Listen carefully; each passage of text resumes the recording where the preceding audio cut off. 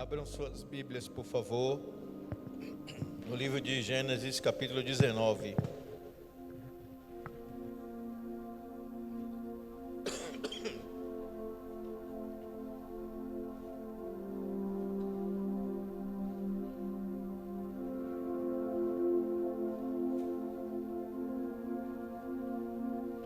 Versículo 26.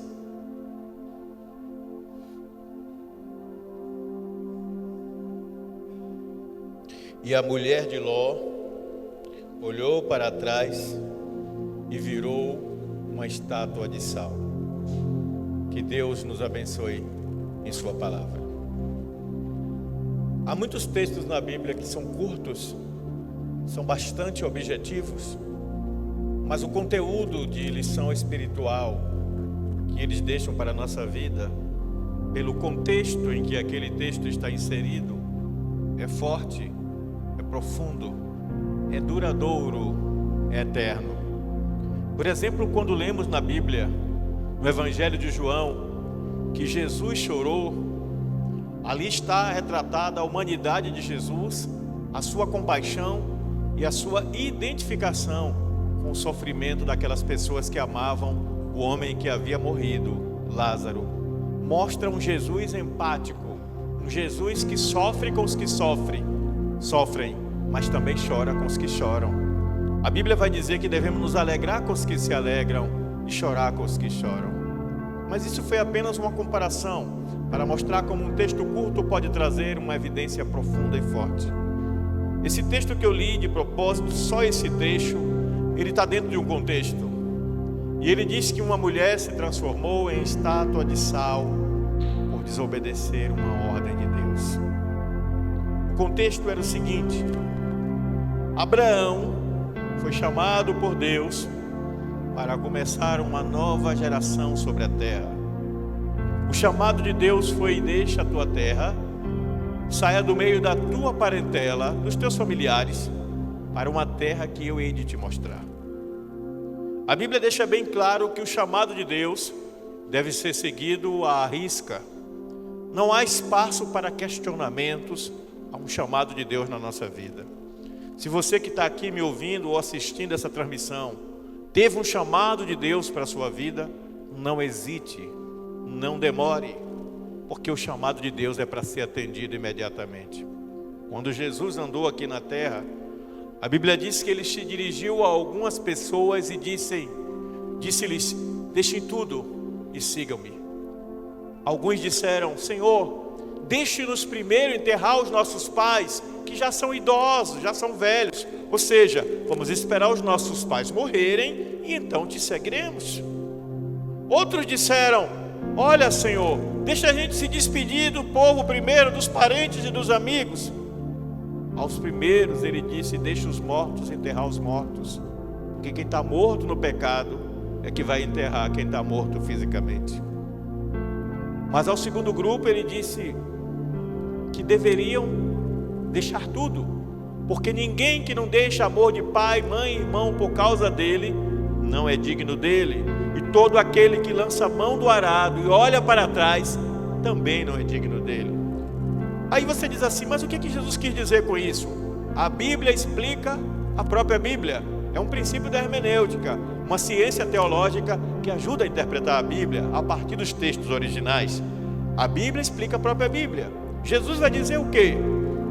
No livro de João, ele vai dizer: buscai primeiro o reino de Deus, João 6:33, e a sua justiça, e as demais coisas vos serão acrescentadas.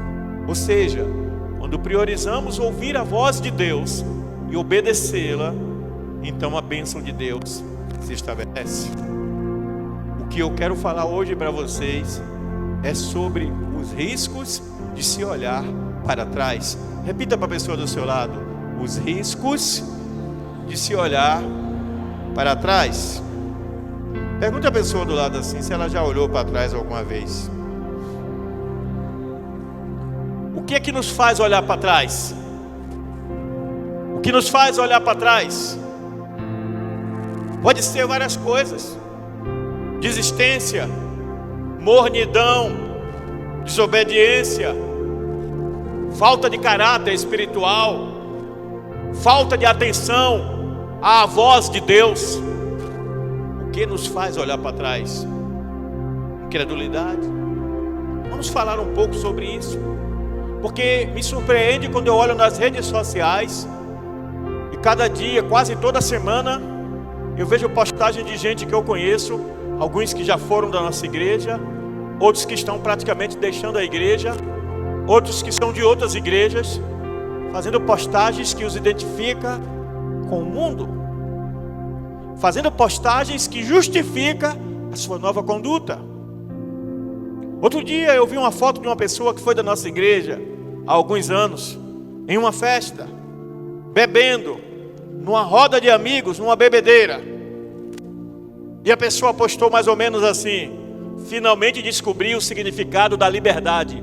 Sou senhora da minha vida, dona do meu destino. Isso é engano. Ninguém é senhor da própria vida, e ninguém é senhor do próprio destino. A nossa vida pertence a Deus, e Ele a toma na hora que Ele quiser. E não pense você que Deus não vai te pedir contas das escolhas erradas que você fizer na sua vida. Ele vai sim cobrar a conta.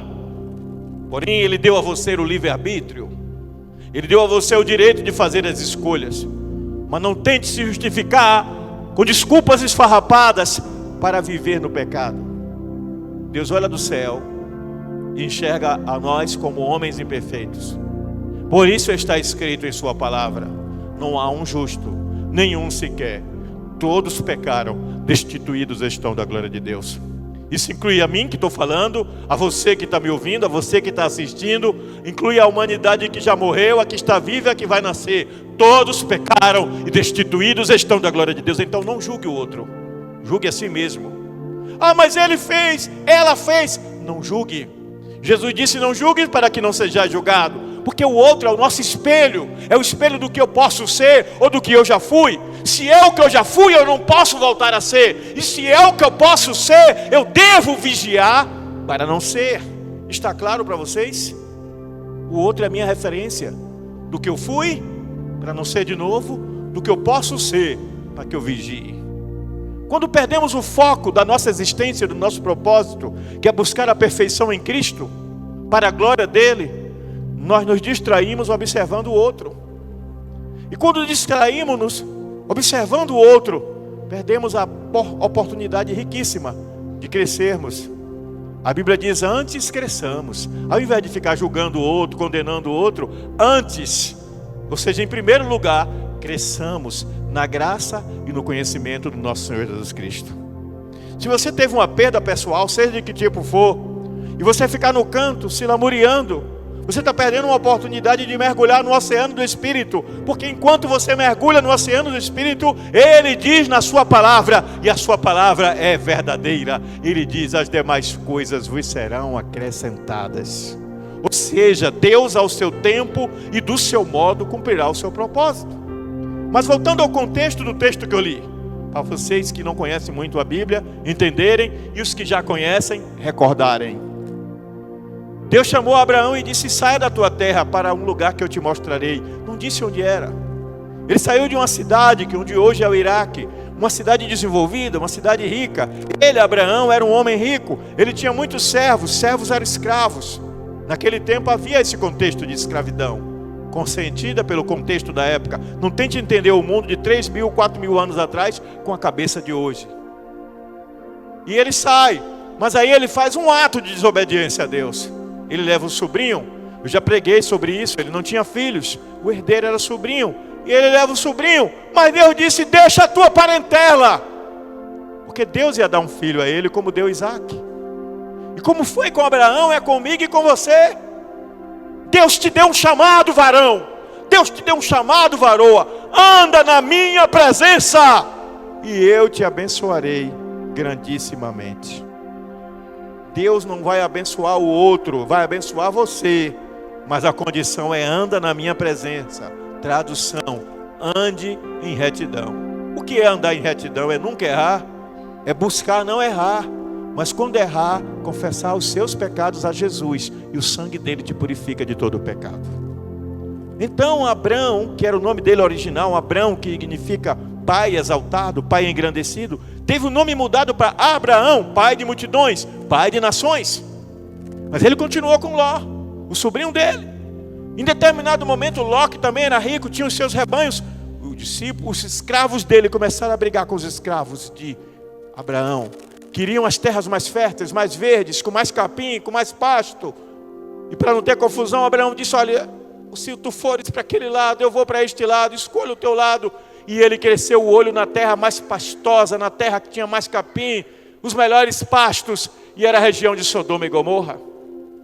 Mas aquela região que tinha os melhores pastos, que era a região mais rica, e aos olhos, enchia os olhos, era também a região onde havia mais pecado, onde havia mais imundícia espiritual, onde havia mais carnalidade, promiscuidade, idolatria e feitiçaria.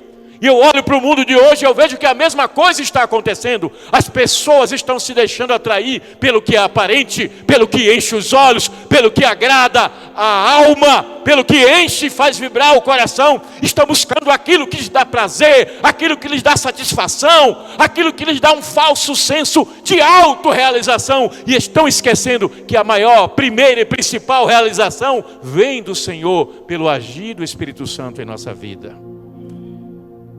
Quando você perde o foco espiritual, você foca apenas no que é material. E o que é material é mais evidentemente atraente no mundo. O que é mais pecaminoso é mais atraente. Drogas, farra, curtição, promiscuidade, engano, mentira, drogas e etc. E as pessoas começam a se viciar nessas coisas. E o que é vício? Vício é uma dependência. As pessoas começam a ficar psicodependentes, emocionalmente dependentes dessas coisas. E o que é interessante no vício? É que o vício começa com uma coisa pequena e ele vai crescendo. Aquela dose já não serve, precisa de uma dose maior, ou seja, de uma experiência mais forte. De repente aquilo que eu fazia já não é suficiente. Eu preciso de algo mais forte, mais intenso, mais radical. E aí o indivíduo vai mergulhando cada vez mais no pecado. E se cumpre o que está na palavra: um abismo chama outro abismo. Há caminho que ao homem parece ser bom, mas o final é caminho de morte. A Bíblia não é mentirosa. A Bíblia é fiel e verdadeira. No primeiro momento é atraente, sim. No primeiro momento dá prazer, sim. Seja em que área for: promiscuidade, drogas, jogatina, farras, curtições, vaidade de todos os tipos, para satisfazer o ego, para satisfazer o corpo, para experimentar emoções intensas e fortes, para dizer: agora eu sou feliz, agora encontrei a verdadeira felicidade, agora encontrei o meu caminho. Não há outro caminho que possa trazer uma felicidade plena que não seja Jesus Cristo. Ele disse: eu sou o caminho, a verdade e a vida. Ele é canal de acesso ao coração do Pai. Não há outro modo de se conectar com o Pai eterno e ter direito à salvação, se não for por meio de Jesus Cristo. Mas para seguir a Jesus Cristo, você não pode olhar para trás. Porque quem olha para trás perde o foco. Quem olha para trás perde o foco. Por isso que ele disse que ninguém lançando mão do arado olha para trás. Você está conduzindo o arado, eu estou indo em direção àquela parede, aí eu me distraio, olho para trás, daqui a pouco eu estou indo para lá ou para lá. Eu perdi o foco, eu perdi o rumo. Assim é o homem que deixa de olhar para Jesus. Mas o escritor de Hebreus, a Epístola aos Hebreus, nos lembra: olhe firmemente, quer dizer, olhe com atenção para Jesus, autor e consumador da nossa fé. Ele é a nossa referência da fé que nós temos em Deus. Se eu começo a referenciar a minha fé pela revelação interpretativa de A, de B ou de C, e assim é com você que é doutrinado pela internet, doutrinado por pregadores rasos teologicamente, rasos biblicamente, homens que falam mais de visões pessoais do que da visão bíblica, e está cheio de pregadores falsos na internet, dizendo que o ego quer ouvir, e tem muita gente se deixando guiar por ele. Tem um pastor, tem um líder, tem alguém que mastiga a palavra junto com você, que rumina a palavra junto com você, mas prefere ouvir um espírito de engano que agrada o seu ego. Quando pensa que não, está perdidinho no rumo e no propósito.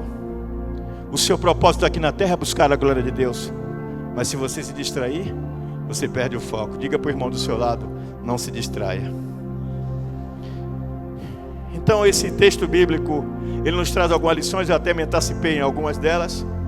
2 Coríntios 5,17, que eu li a semana passada, preguei sobre isso, diz que nós estamos em Cristo e que somos nova criatura. Então a primeira coisa, para a gente não se submeter a esse perigo de olhar para trás, é não retornar o olhar ao que é do passado.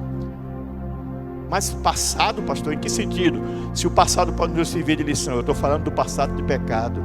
Nós éramos do mundo, nós éramos subjugados pelas trevas, o mundo nos guiava, a maneira de pensar do mundo, a maneira de agir do mundo, as escolhas do mundo nos pareciam certas. Mas hoje nós temos a visão do Espírito. Hoje nós somos guiados pelo Espírito Santo, pois a Bíblia diz que todo aquele que é nascido de Deus é guiado pelo Espírito de Deus, e se não for assim, não é de Deus. Então eu não posso pensar no meu disfarce, eu não posso pensar no meu prazer, eu não posso pensar na minha escolha, na minha vantagem, no meu lucro, no que vai ficar bom para mim. Eu tenho que pensar em se o que eu estou fazendo vai honrar e glorificar o nome do meu Deus. Pois a Bíblia diz: quer comais ou bebais, ou façais outra coisa qualquer, fazei algumas coisas, não é isso? Algumas coisas? Não, fazei tudo para a glória de Deus. Então a glória de Deus tem que estar na minha relação familiar, a glória de Deus tem que estar nas minhas relações comerciais, nos negócios que eu faço, a minha relação com Deus pessoal também, a glória de Deus tem que estar presente, a minha vida com os meus vizinhos, com os meus familiares, com meus amigos, no meu trabalho, no lugar onde eu estudo, em todo lugar a glória de Deus tem que estar presente, porque eu sou nova criatura. E se eu olhar para o passado e quiser referenciar o meu presente pelo meu passado, então eu vou fazer o contrário do que a palavra de Deus estabelece. Está claro para vocês? Segundo lugar, além de não ter que referenciar o meu presente pelo passado do pecado, 1 de Pedro 1,14 vai nos lembrar que nós devemos viver em rebeldia, em obediência, em oposição à rebeldia que atrai maldição. Pedro vai nos mostrar que o caminho do crente é o caminho da obediência, e que a vivência cristã é uma experiência de construção. Ou seja, eu estou crescendo a cada dia na graça e no conhecimento de Cristo. Então, como se eu colocasse, ele vai dizer que nós somos como pedras vivas, construindo o edifício de Deus. É como se eu tivesse uma pedrinha a cada dia sendo colocada para construir um edifício. Essa linguagem figurada, comparativa, que ele está fazendo é para dizer que nós estamos construindo um novo ser. E quando Deus chamou Abraão, ele disse: não leva a parentela, mas ele levou. Aí o que aconteceu?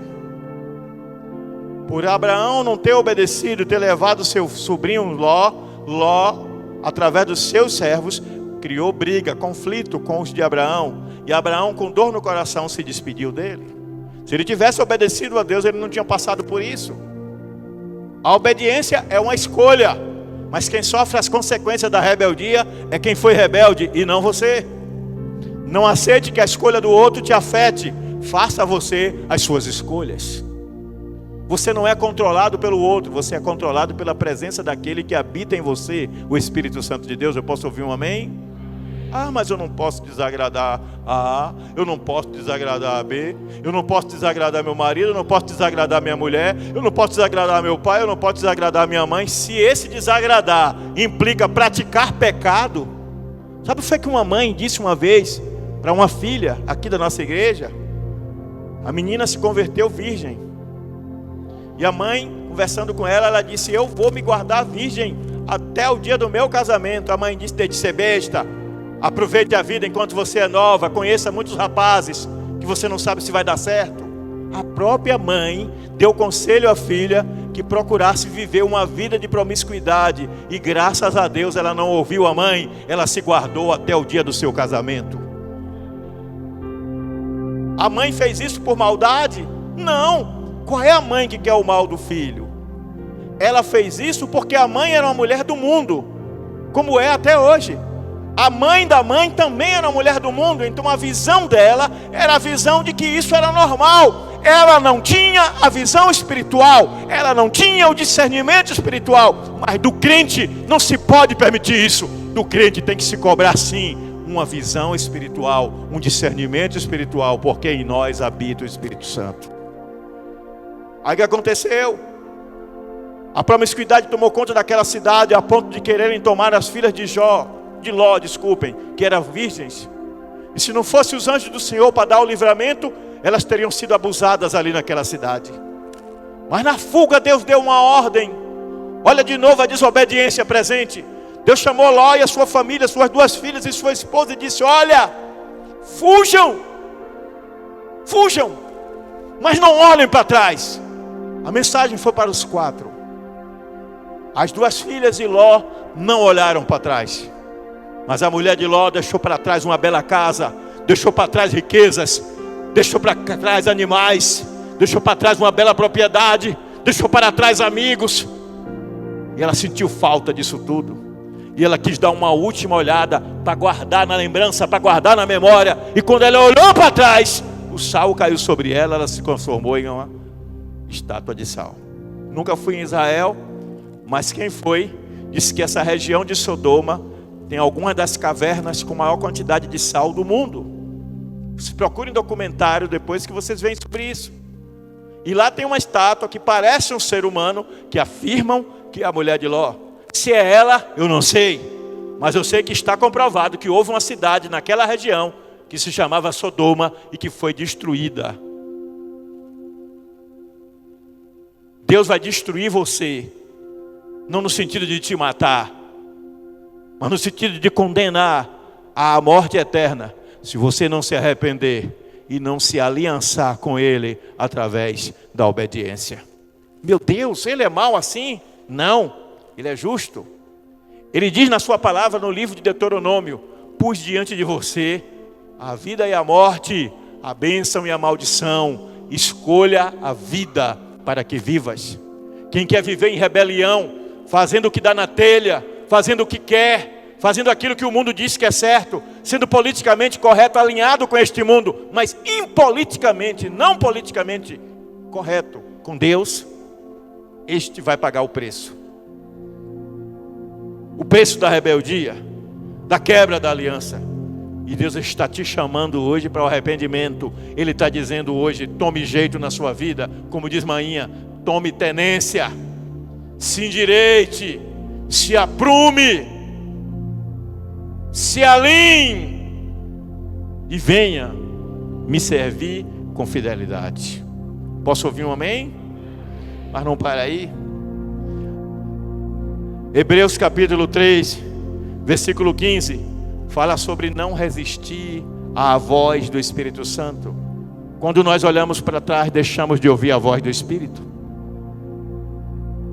Deus está falando conosco o tempo todo, porque Ele habita em nós.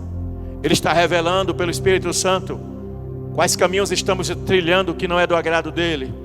Ele está nos lembrando todas as vezes quais escolhas estamos fazendo que são erradas, que parecem boas naquele momento, que trazem prazer, trazem lucro, trazem prestígio, trazem riqueza, trazem aceitação, inclusão num determinado grupo e etc. Mas que lá no íntimo o Espírito Santo diz: estas escolhas carnais estão erradas, elas não estão alinhadas com a minha palavra, elas não estão alinhadas comigo. Este caminho que você está andando é caminho de morte. Essas pessoas que você escolheu ouvir, elas não estão te dando conselhos para o seu bem. Eu vi uma charge, um desenho. Charge é aquele desenho, geralmente com uma piada, um humor, em que uma ovelha está sentada no precipício. Uma ovelha, um animal, ovelha, sentado no precipício. E aí a ovelha diz assim: estou deprimida. Aí chega o amigo dela, o lobo, abraça a ovelha e diz assim: sou seu melhor amigo. Se você quiser, eu posso te devorar. Eu faço isso por você, para que esse sofrimento acabe. E é exatamente isso que Satanás está dizendo.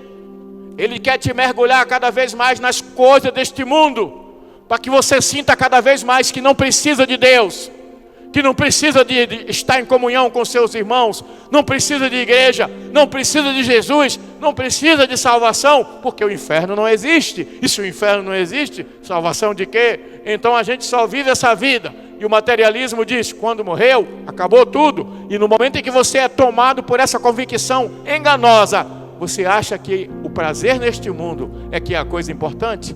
E aí você mergulha cada vez mais no pecado, na busca do prazer, das sensações, das experiências sensoriais e se esquece que um dia vai comparecer perante o grande tribunal divino e vai prestar contas a Deus. E só existe uma coisa que pode nos absolver naquele dia. É Jesus Cristo dizer: vinde bendita, bendito de meu Pai, para o reino eterno que vos está preparado desde a fundação do mundo. É Jesus dizer: você pecou, mas você confessou, se arrependeu, mudou de vida por amor a mim, por obediência a mim, a minha palavra. Venha, filho, venha, filha, para o reino eterno que vos está preparado. Somente isso pode nos livrar. E isso é fruto de uma escolha. Diga comigo: escolha. Não existe isso de Júnior nasceu para ir para o inferno, não tem jeito. O Júnior pode se tornar o melhor crente do mundo, ele vai para o inferno. A Anaílde pode aprontar todas, já está carimbado, a salvação dela está garantida. Você não nasceu para condenação eterna no inferno, nem nasceu para salvação eterna. Você nasceu para servir a Deus ou não. A escolha é sua. Mas toda escolha é como uma semeadura, e toda semeadura tem um preço. Diga para a pessoa do seu lado: qual é a sua escolha? Ouvir a voz do Espírito ou a voz do coração? Eu já vi umas postagens por aí em várias plataformas, Facebook, Instagram e outras, que diz mais ou menos o seguinte: não dê ouvido ao que os outros dizem, siga e ouça o seu coração. Mas a Bíblia diz que o coração do homem, ele é o quê? Enganoso. Porque o coração do homem é volúvel. O coração do homem, do ser humano, é movido por emoção. Então uma hora a gente está feliz, outra hora a gente está triste, mas nós não somos guiados pelo coração, nós somos guiados pela voz do Espírito de Deus, que fala ao nosso espírito. Se hoje ouvirdes a voz do Senhor, diz a Bíblia, não endureçais o vosso coração. Então abrir o coração para ouvir a voz de Deus e viver uma vida guiada pelo Espírito é também uma condição para não cair no perigo de olhar para trás. Mas Hebreus 3:12 nos manda abandonar aquela que talvez seja a pior das armadilhas que nos faz olhar para trás. É a incredulidade. Volta e meia eu estou batendo nessa tecla porque, Hermi, meu amigo, a incredulidade entrou nas igrejas. Está cheio de crentes sentando no banco, com a Bíblia na mão ou no celular, lendo todo dia, orando, e quando termina seu momento religioso, sai para pecar. Meu filho Pedro Felipe, pastor Pedro Felipe, foi em um determinado lugar lanchar, e tinha alguns jovens de uma determinada igreja de Juazeiro entornando o álcool, tomando bebida alcoólica, cada um com sua Bíblia. Ei, foi maravilhoso o culto hoje, não foi? E tome cachaça para dentro.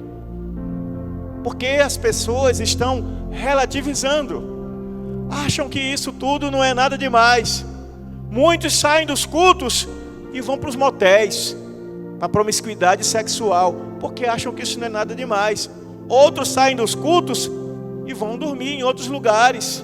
Tem mãe abrindo a porta da sua casa para o namorado ou a namorada e dormir em casa, porque isso tudo é o que o mundo faz. Mas você não é guiado pelo mundo.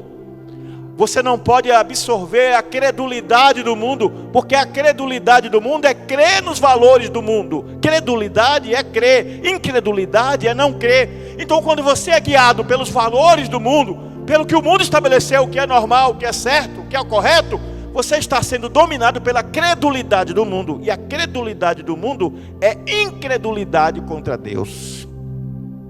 Que valores você está passando para os seus filhos? Qual é o conceito de família que você está passando para o seu filho? Para a sua filha? O que você está ensinando para o seu filho e a sua filha sobre pureza? Sobre seriedade nos compromissos? Sobre não relativizar aquilo que é sagrado? Sobre respeito? Quantos estão se envolvendo em negócios escusos e desonestos para ganhar dinheiro fácil?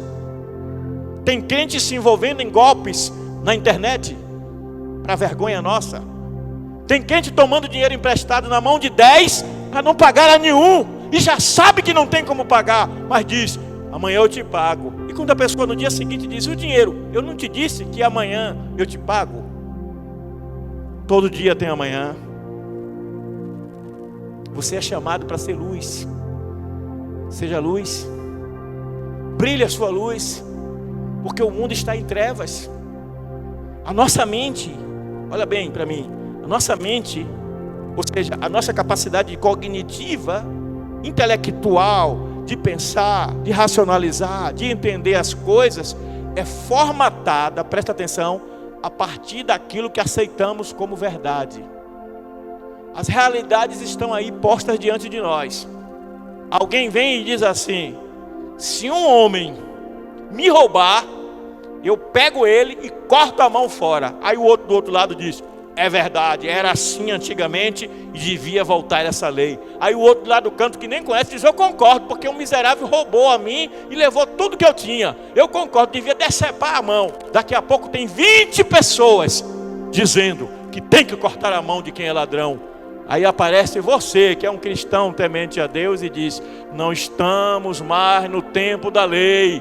Ele deve ser julgado, condenado e preso, cumprir pena e, se possível, apreender o que foi roubado. Mas não é assim que se resolve. Ah, vem você para lá com suas ideias de crente. Aí de repente, para sua vergonha, no meio desses 20, uns 3 ou 4 diz assim: eu também sou crente, e na minha Bíblia está escrito que é olho por olho e dente por dente. E está escrito também que Jesus não revogou a lei. Está cheio de crentes distorcendo as escrituras para dar justificativa a seus comportamentos de impulsos sexuais, de agressividade, de violência, de mentira, de engano, de trapaça e etc. Quando você tem uma mente capturada, você interpreta o mundo a partir da sua visão do mundo. Mas nós vivemos no tempo da graça, no tempo da salvação que não é merecida. Ela é fruto da misericórdia de Deus através do sacrifício de Jesus Cristo na cruz do Calvário por nós. Sim, o justo morreu pelos injustos. Ele morreu para que todo aquele que se arrepender dos seus pecados, através dele tenha o perdão dos pecados e obtenha a salvação eterna, tenha vida e vida em abundância. Não olhar para trás é não desistir dos valores do reino. Não olhar para trás é não desistir de tomar a vida de Jesus Cristo como referência. Não olhar para trás é decidir se viver e mover pelo amor. E a Bíblia diz que nós devemos amar a Deus sobre todas as coisas. É o nosso semelhante como a nós mesmos. Não é uma escolha fácil de se fazer. Mas ele disse: se alguém quiser vir após mim, ou seja, tornar-se meu seguidor, discípulo é seguidor, negue-se a si mesmo. As minhas visões, as minhas impressões, as minhas convicções, as minhas tendências, os meus gostos, o meu querer, nada são diante daquilo que está revelado na palavra de Deus. Então viva para Deus e não para si. Negue-se a si mesmo significa que não é o que eu penso, é o que a palavra diz. Não é o que eu quero interpretar, mas é o que a palavra revela. Hoje está cheio de falsos profetas, principalmente nas internets da vida, não só nos púlpitos, que chegam na Bíblia com uma visão. Presta atenção no que eu vou falar, por favor, porque isso é importante. Chegam na Bíblia com uma visão já definida e saem caçando, procurando textos que se adequem à sua visão, quando é o contrário que deveria acontecer. Jesus Cristo disse: examinai as Escrituras, porque são elas que falam da vida eterna. Jesus não disse: vá para as Escrituras com a sua visão e encontre nelas os versículos que combinam com o que você pensa. Não é isso que está na Bíblia. Na Bíblia está escrito que você deve examinar as Escrituras para conhecer qual é a visão de Deus. E depois de conhecer a visão de Deus, aí você deve negar a si mesmo. É por isso que eu disse que não é fácil. Júnior me agrediu e a vontade que eu tenho é de dar um tapa na cara de Júnior.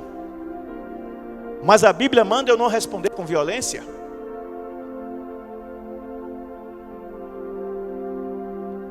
Alguém aqui me difamou e eu sei podres dessa pessoa. E a vontade que eu tenho é difamá-la também, pagar na mesma moeda, para que ela sinta o que eu senti, para que ela sofra o que eu sofri. Esse é o intento humano. Mas quando somos guiados e controlados pelo Espírito Santo de Deus, não caímos na tentação de olhar para trás, para o passado, para o velho homem, e em desobediência a Deus, fazer o que vai dar prazer à minha carne. A Bíblia diz que feliz é o homem que não anda segundo o conselho do mundo, que não se assenta na roda do mundo, que não ouve os conselhos do mundo, mas antes é como uma árvore plantada que dá fruto na época certa. Ou seja, o homem de Deus, a mulher de Deus, ele é frutífero, porque flui através dele a água da vida, que é a palavra do Senhor. Portanto, meus amados irmãos, prometi não demorar.